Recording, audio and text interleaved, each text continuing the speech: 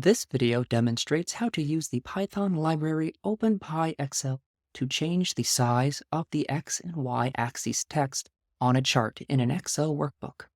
Here is our testing document that has one chart on top of a small table of numbers by month. Python will help us increase and reduce the size of the text on both axes. Here I am bringing in the workbook as WB, and I am selecting the sheet as WS. I will then be saving the work in the cell below. I start by selecting our chart on the workbook with the _charts attribute of the workbook. This attribute returns a list of chart items. Since we only have one chart on the page, I can select our chart with the 0 index surrounded by square brackets. The next line of code needs a little bit of explanation, as there is quite a lot going on. We are essentially working our way down some XML to isolate the size property of the x-axis. Let's start by just looking at the x-axis attribute of the chart. You can see this object has quite a lot of attributes, but we need to make our way to the top to see what type of object this is. You can see here that this is a text axis object. In this long list of objects and attributes, there is a TXPR attribute, which stands for text property. Let's take a look at that one.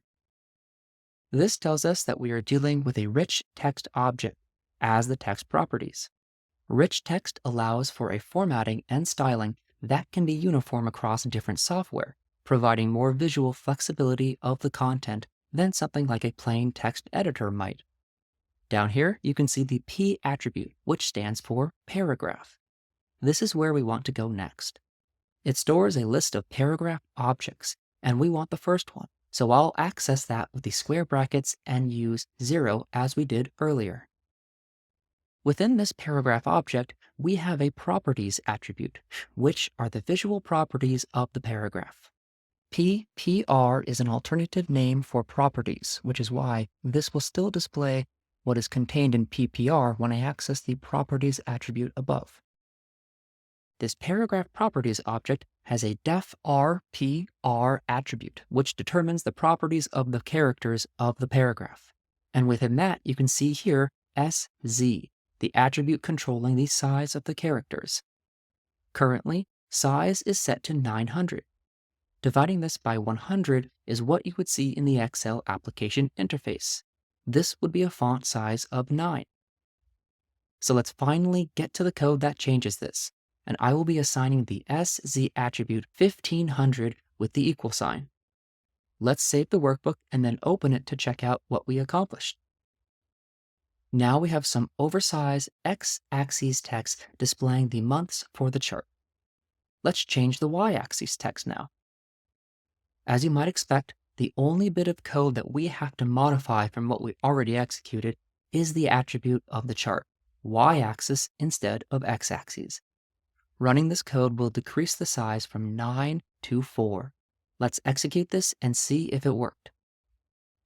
And here we can see that it did. The y-axis numbers are now very small. You might have also noticed that the title of the chart has disappeared. I'm not entirely sure why this is happening, but for a very quick fix on this, all you have to do is assign the title attribute of the chart the title you would like to be displayed, as is displayed at the bottom of this video. So once you know where to go to affect the size of the axis text, it's fairly straightforward. You just assign the number size value you want, making sure to multiply the value by 100 to ensure it's displaying as you would expect.